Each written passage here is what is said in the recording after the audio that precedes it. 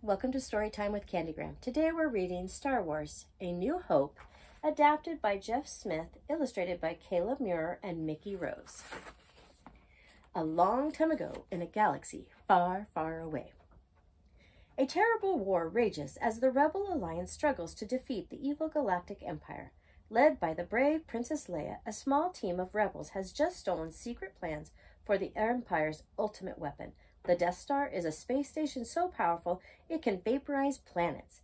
But as the rebels try to escape, an Imperial Star Destroyer captures them. Princess Leia hides the plans and a secret message in a small droid named R2-D2. As R2-D2 and his friend C-3PO flee in an escape pod, a menacing figure cloaked in black invades the rebel ship. It is the evil Imperial commander, Darth Vader. He wants the Death Star plans back. He orders the stormtroopers to capture the princess. R2-D2 and C-3PO land on the desert planet Tatooine. They are captured by tiny scavengers called Jawas. The droids are quickly sold to a farmer and his young nephew, Luke Skywalker. An orphan, Luke dreams of leaving his desert home and traveling into space on exciting adventures.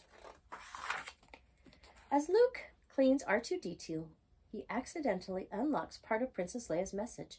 "Help me, Obi-Wan Kenobi. You're my only hope." Luke wonders if she means the old hermit Ben Kenobi, who lives far off in the desert. That night, R2-D2 runs away to deliver his message. At dawn, Luke and C-3PO race off in a land speeder to find R2-D2. When they finally reach the little droid, vicious sand people attack. Luckily, a mysterious cloaked man comes to the rescue. It's Ben Kenobi. In Ben's hut, R2-D2 plays Princess Leia's full message. The princess asks Obi-Wan to travel to her planet, Alderaan, and help the rebels defeat the evil empire.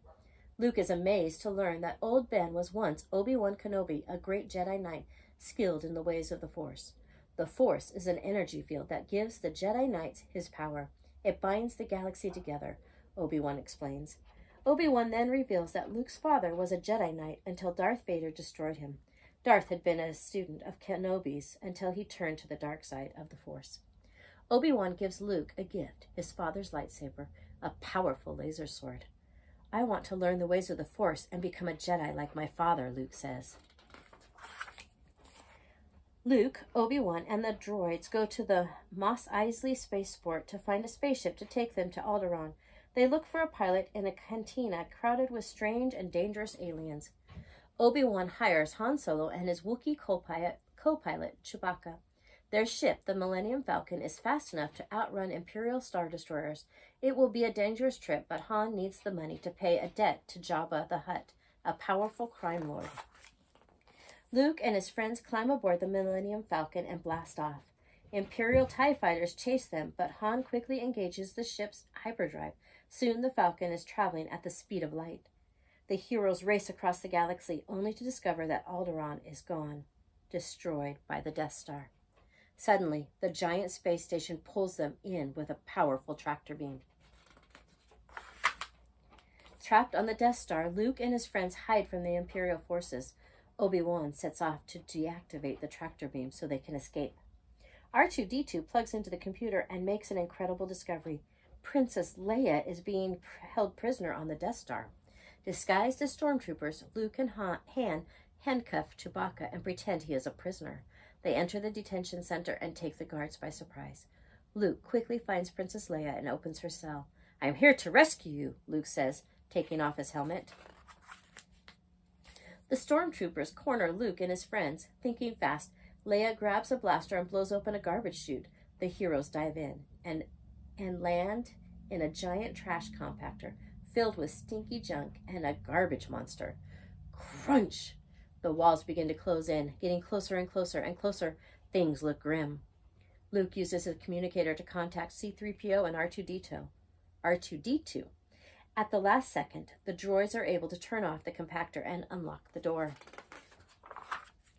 After turning off the tractor beam, Obi-Wan confronts his old enemy, Darth Vader. They ignite their lightsabers, and the duel begins. As Luke runs to the Millennium Falcon and sees the battle, just as Vader strikes down Obi-Wan. The old man vanishes, and his cloak falls to the floor. No! Cries Luke. The heroes race aboard the Millennium Falcon and take off.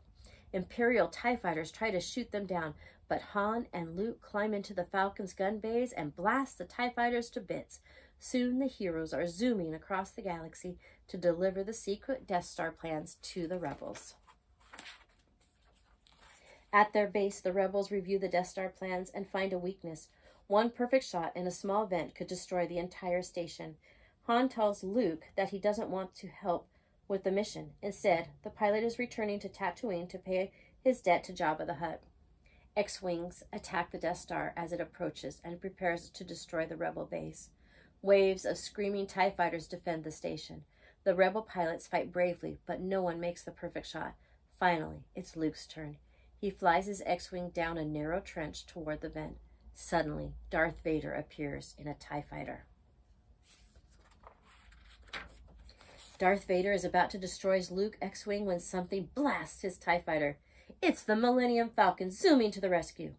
"You're all clear, kid," shouts Han. "Now let's blow this thing and go home." As Darth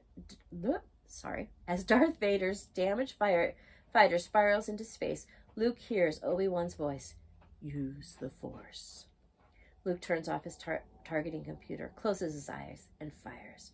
The shot is perfect. The Death Star explodes. Luke Skywalker and his friends are heroes. Princess Leia gives them medals, and the rebels cheer. Their fight with Darth Vader and the Empire is far from over, but they know that the Force will be with them always. May the Force be with you. Remember, do your best, be your best.